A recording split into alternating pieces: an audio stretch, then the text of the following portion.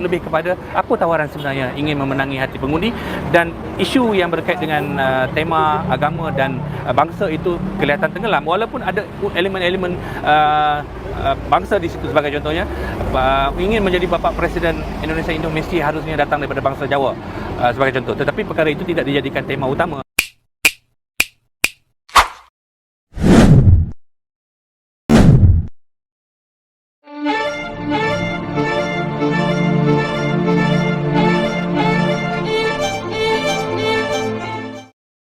Assalamualaikum warahmatullahi wabarakatuh. Salam sejahtera untuk semua. Jauh sebelum Malaysia merdeka, negara Malaysia sudah menerapkan politik perkauman. Dan jika di Indonesia, biasa dikenal sebagai politik identitas. Politik identitas di Indonesia sangat ditentang oleh masyarakat Indonesia, dan pemerintah Indonesia menyarankan agar para pelaku yang biasa berpolitik, janganlah lagi menggunakan politik identitas. Walaupun dahulu Indonesia pernah melakukannya. Untuk itu, karena dapat mengakibatkan perpecahan antara golongan yang satu dengan golongan yang lainnya, maka politik identitas amat sangat tidak disukai oleh sebagian besar masyarakat Indonesia. Janganlah sampai mencederai Pancasila, yang memiliki semboyan Bhinneka Tunggal Ika, berbeda-beda tetapi tetap satu. Dan politik perkauman atau politik identitas yang ada di Malaysia ternyata masih terus berkembang hingga sampai sekarang ini. Demi meraih suara, para politisi ini tak segan-segan mengobarkan isu-isu sensitif, rasial, dan emosional, untuk mendapatkan suara dari kelompok etnis tertentu. Bahkan mereka menggunakan agama untuk mengikat pemikiran moral masyarakat, dan untuk mendukung tujuan politiknya.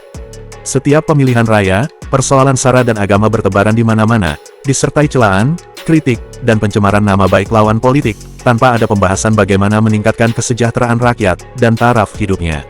Serta bagaimana cara mengurusnya, untuk yang lemah, tua dan muda. Praktek politik semacam ini sungguh sangat tercela. Para politisi ini tidak peduli dengan masa depan negara dan persatuan bangsa, demi tercapainya ambisi politik mereka, dengan membagi negara untuk mendapatkan suara yang mereka inginkan. Malaysia harus membuka mata, berpikir rasional, dan menolak politisi rasis tersebut. Namun, Malaysia belum mampu memiliki wakil-wakil rakyat yang benar-benar mampu menjauhkan politik perkauman. Karena pemerintah kerajaan Malaysia, serta para sultan-sultan, masih melakukan politik perkauman. Maka rakyat Malaysia pun masih saja memiliki pemikiran perkauman, yang menganggap hanya kaumnya lah yang lebih baik, yaitu kaum Melayu. Pemerintah Malaysia dan sebagian besar masyarakatnya, seolah-olah sulit sekali untuk menolak politik perkauman yang terbilang rasis itu, dan bahkan seolah-olah Malaysia masih saja terus menjaga politik semacam itu. Politik perpecahan dan kebencian, akan sulit membawa Malaysia melangkah menuju masa depan yang lebih cerah. Malaysia sulit sekali untuk bersatu untuk bekerja sama, menjadikan Malaysia satu bangsa, yaitu bangsa Malaysia. Karena negara Malaysia tidak memiliki yang namanya bangsa Malaysia, yang ada hanya bangsa Melayu, bangsa Cina, dan bangsa India. Pemerintah Malaysia beserta rakyatnya seolah-olah tidak terpikirkan untuk membentuk satu bangsa, yaitu bangsa Malaysia. Karena tidak adanya bangsa Malaysia, maka sulit sekali untuk menghormati dan menghargai kaum-kaum lainnya serta agama yang berbeda, demi menciptakan persatuan di masa depan bagi generasi penerus. Malaysia tidak benar-benar ingin menciptakan suatu identitas besar sebagai suatu bangsa yang satu, untuk seluruh rakyat Malaysia.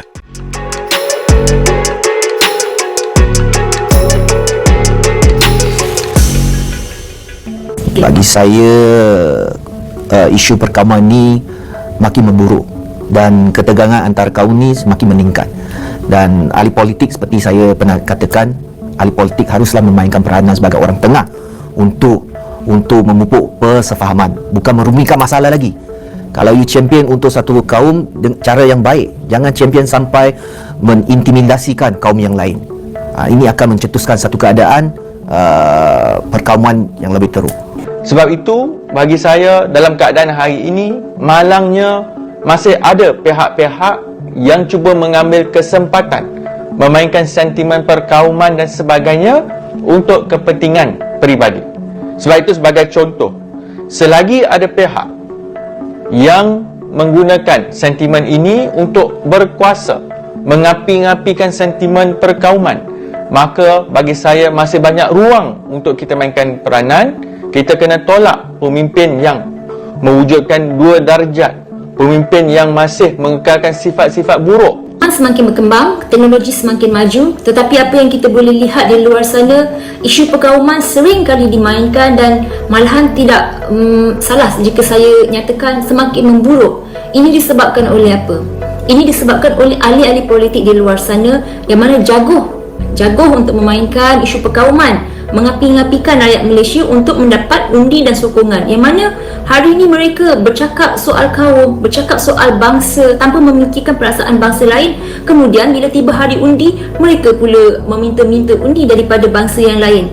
Jadi kita sebagai rakyat lah, kita jangan termakan kata-kata buruk ataupun hasutan-hasutan ahli politik yang sentiasa memainkan isu perkauman untuk mendapat undi. Mereka ni nak mencipta kesenangan mereka saja tanpa memikirkan apa yang terpaksa dihadap oleh masyarakat di bawah.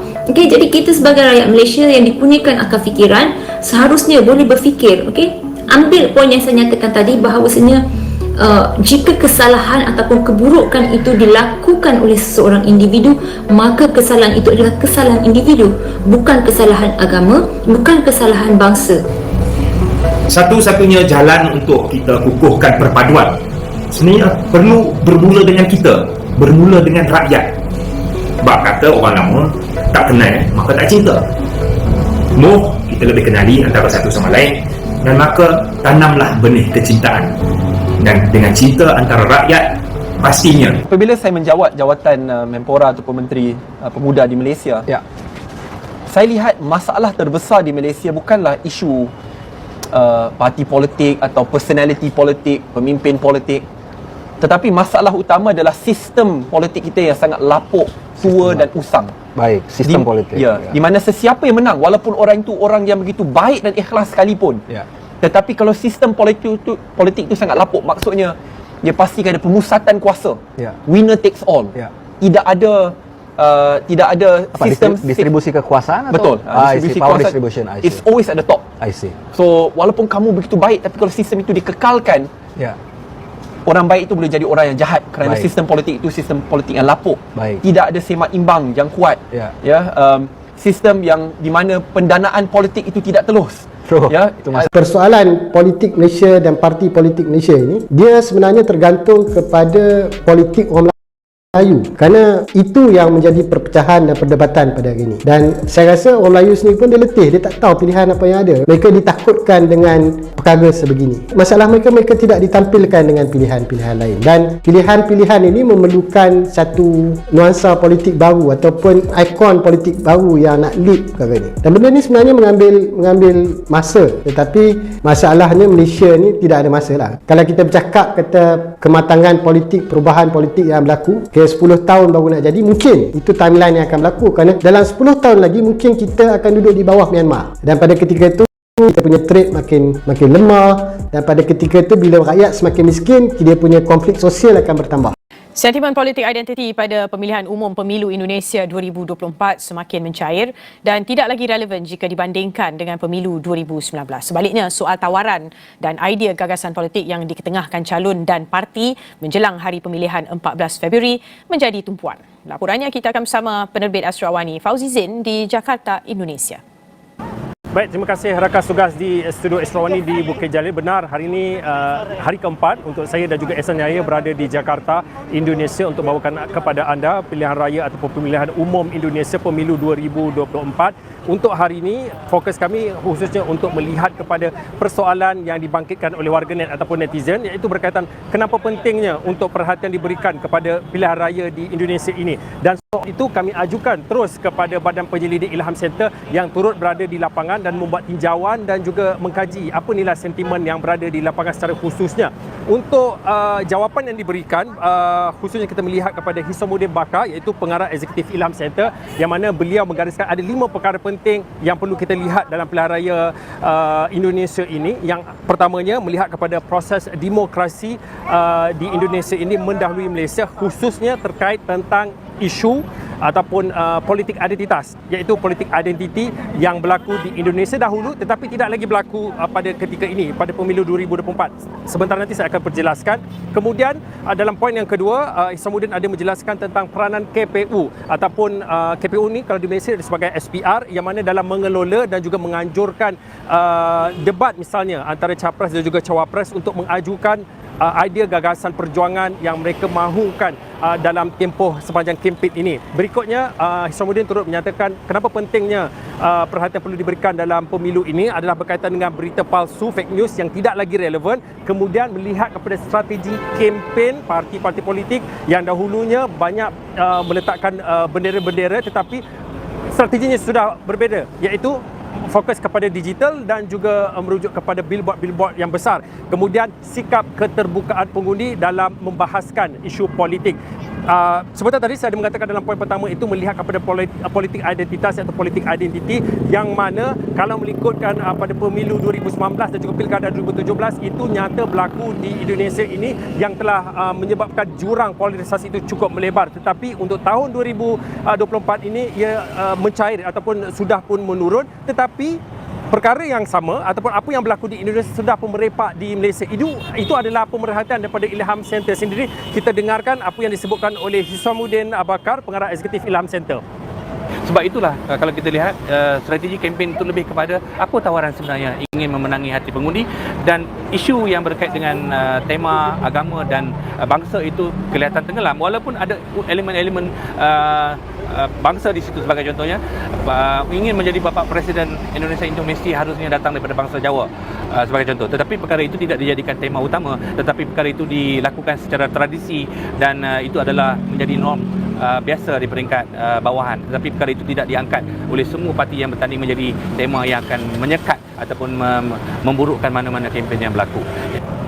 Okey, itu sedikit snippet ataupun rangkuman apa yang boleh kita faham kenapa pentingnya pilihan raya Indonesia ataupun pemilihan umum 2024 Indonesia Pemilu ini. Demi masa depan bangsa dan negara, politik identitas di Indonesia harus dihindarkan dan harus kita lawan, serta mempersatukan kekuatan dalam menjaga keutuhan bangsa dan negara Indonesia. Khususnya, menyinggung tentang politik identitas yang terjadi di Indonesia, karena praktik politik identitas semacam itu, yang mengarah kepada perpecahan bangsa, harus kita cegah dan harus kita lawan. Dikarenakan bertentangan dengan nilai-nilai pluralisme, multikulturalisme, dan toleransi, yang terkandung dalam makna dasar negara, yaitu Pancasila, dengan semboyan Bhinneka Tunggal Ika, berbeda-beda tetapi tetap satu.